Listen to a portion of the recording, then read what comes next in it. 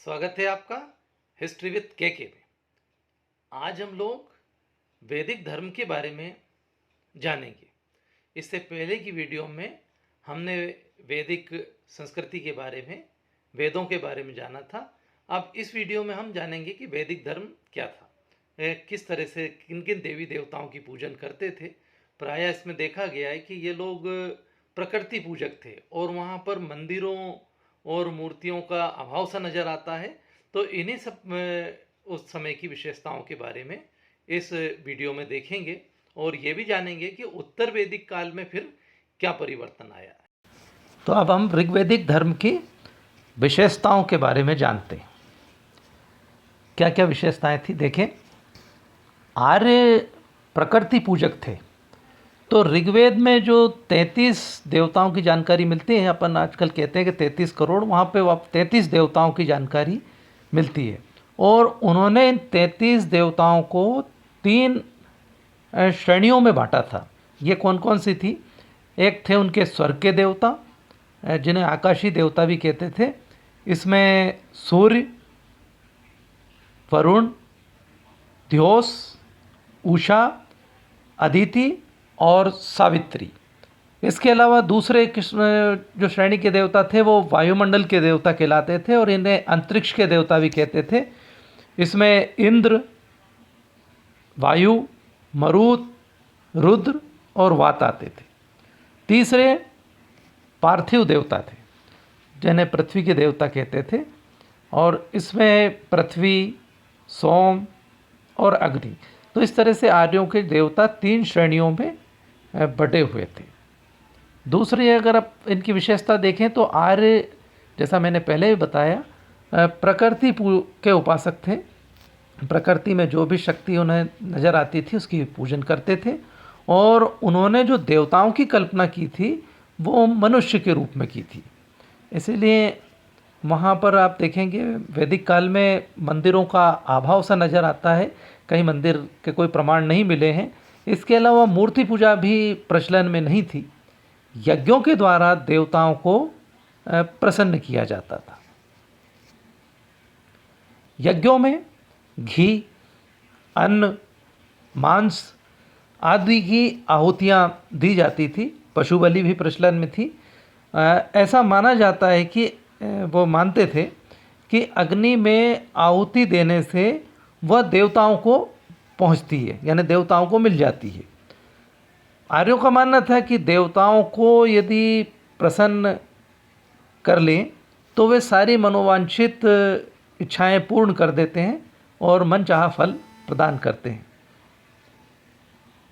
ऋग्वैदिक काल में पुरुष देवताओं की प्रधानता थी। देवियों का स्थान लगभग गौण सा नजर आता है। अदिति इस काल की प्रमुख देवी थी। इस काल में पूजा पाठ में पुरोहित वर्ग का प्रभाव नहीं था। केवल विशेष यज्ञों में ही इनकी ज़रूरत पड़ती थी, यानी सामान्य पूजा पाठ जो होता था वह व्यक्ति कर लेता था। ऋग्वेद में ऋत की विशेष महिमा कही गई है और कहा गया है कि यह सृष्टि के पहले से ही उत्पन्न है। ऋत का अर्थ है सत्य एवं अविनाशी सत्ता। जो आर्य धर्म की विशेषता है उसमें ऐसा माना गया है कि देवता अजर है, अमर है और सर्वव्यापी है। मतलब मनुष्य इसी मामले में वो श्रेष्ठ है कि वो अजर अमर है। आर्यों के देवता उदार थे और कल्याण करने वाले थे। बस केवल करना क्या था, उन्हें प्रसन्न करना था। हाँ, ये भी था कि यदि वो अप्रसन्न होंगे तो दंड भी देंगे।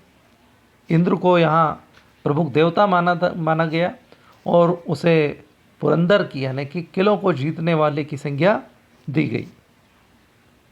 अब चूँकि मैंने बताया था कि वैदिक काल 2 भागों में बटा हुआ था, पूर्व वैदिक काल और उत्तर वैदिक काल। तो उत्तर वैदिक काल में कुछ परिवर्तन आ गए थे।